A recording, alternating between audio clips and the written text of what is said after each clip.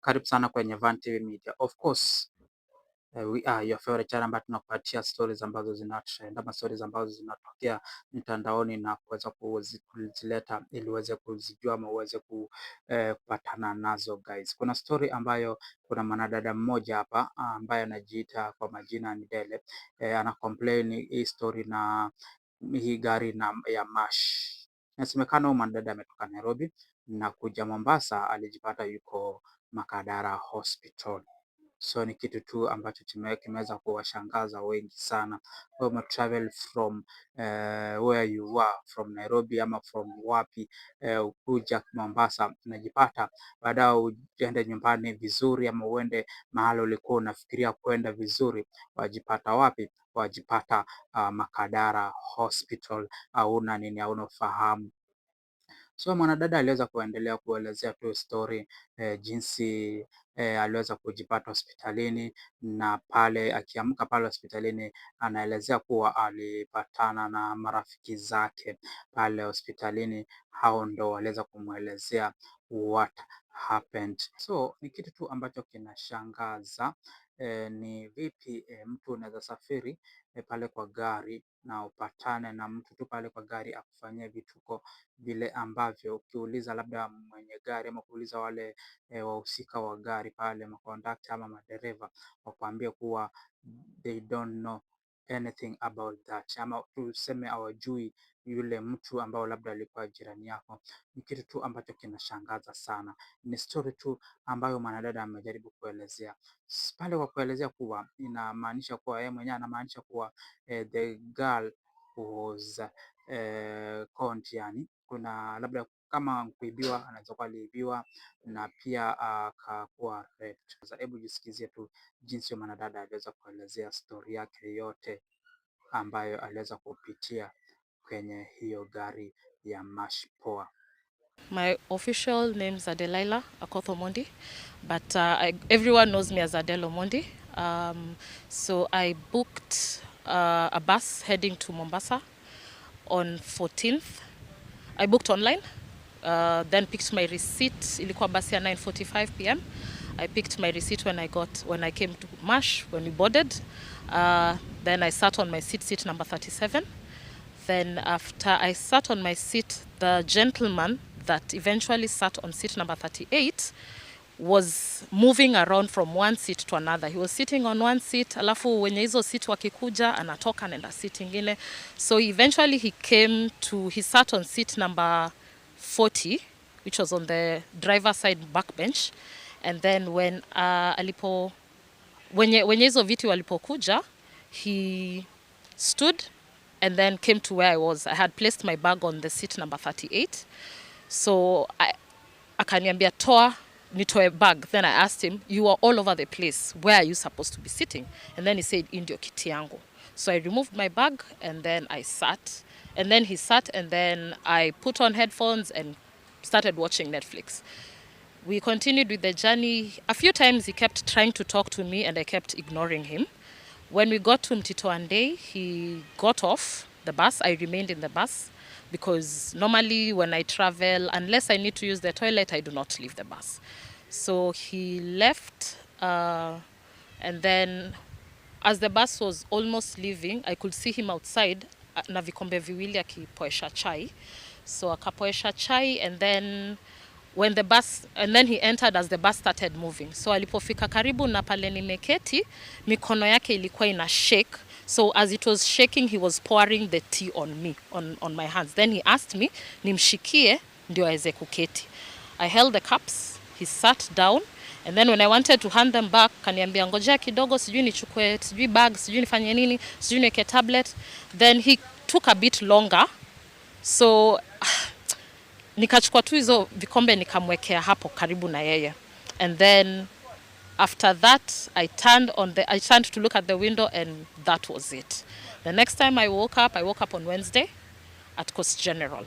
I woke up, found 3 of my friends in hospital with me, and that's when they explained to me that I had been drugged.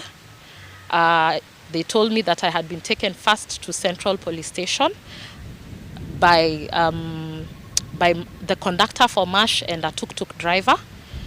they got an OB, and that OB is what they used to bring me to Coast General.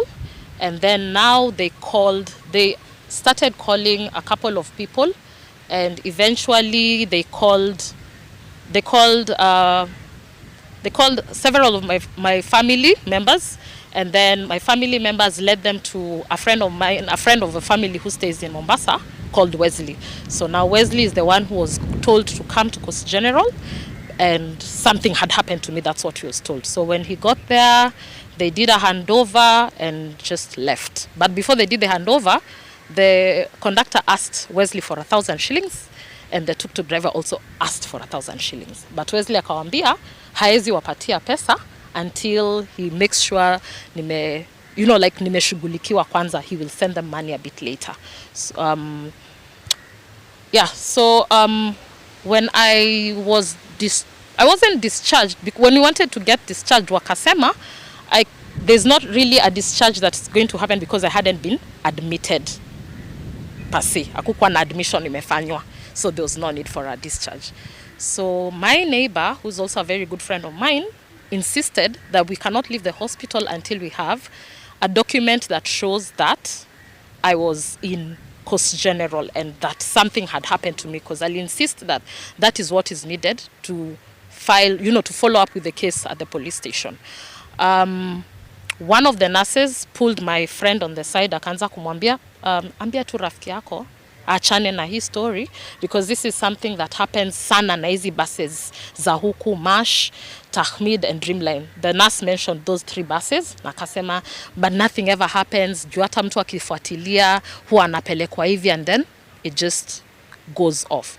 So the point that I noticed, the point that I now started feeling that I feel like something more might have happened to me other than the dragging, is when I got home, and upon checking, because when I woke up nilijipata na nguo zenye sio zangu, and then my clothes had been folded and kept in a Uhuru bag. So now when I was checking my clothes, I realized my underwear was not there.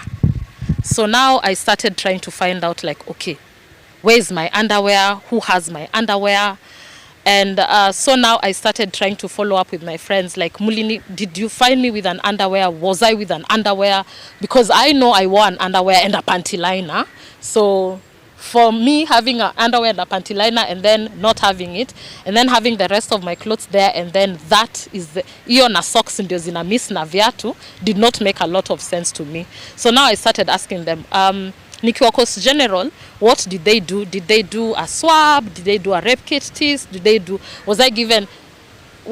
do anything that would suggest that proper care for rape, for exposure has been done? Then I found out, first of all, sikupelekwa GVRC center, sikufanyiwa a rape kit test, and now I wasn't given anything in regards to like PEP or something that would. Hiyo tu ndo story ambayo mwanadada ameweza kuelezea, na tungeomba labda serikali iweze kudhibitisha, ameweza kuangalia ile tukio, na pia mashpoa waweze kuangalia kwa zile MRS kama jinsi mtu una book gari, jinsi una book gari, we know those systems ziko pale kwenye gari, jinsi mtu ameingia kwa gari, kuna ID number na pia majina za mtu zote, waweze kuangalia tu that guy was who, mwenye aliweza kufanya kile kitendo kwenye huyu mwanadada, ili mwanadada aweze kupata haki yake.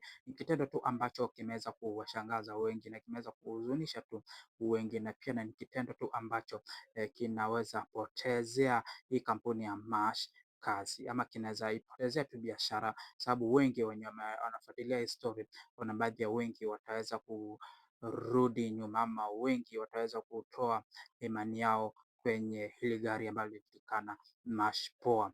Mashpoa yafaa ishughulike, yafaa iangalie history iko vipi. Je, wahusika ni akina nani? Je, ni nani ambaye aliweza kuingia kwenye hilo gari na kuweza kuamua kufanya hicho kitendo ambacho hakieleweki, kitendo ambacho kimeshangaza wengi sana, kuwa mtu ataingiaje kwa gari, mtu ajipate yuko wapi? Yuko hospitalini. Je, akiwa pale kwa gari ni nini ambacho aliweza kupewa kwa lile gari ambacho kilimfanya yeye akajipata amelala hadi apelekwe kwenye hospitali? Tuseme tu ni kitu tu ambacho mwanadada afaa aweze kufanyiwa haki yake, ama kitu tu ambacho kinafaa kifanyiwe uchunguzi ili huyu mwanadada aweze kupata haki yake. Ni jambo tu ambalo linahofia na ni jambo tu ambalo linahuzunisha sana. Wanamashpoa wakae chini na pia wafuatilie hii story jinsi ilivyo, na pia serikali, tunaomba tu serikali iweze kufuatilia hii story na iweze kutuambia je, ilipata makosa yako wapi, kulingana tu na huyu mwanadada jinsi ameweza kuelezea story yake nzima, jinsi yeye alisafiri na hii gari na yeye kuweza kujipata mahala penye yeye hakuwa anatarajia. Endelea kufuatilia tu kwenye Van TV Media, kila mahali tu ni @Van TV Media, Facebook, the Instagram, TikTok @Van TV Media.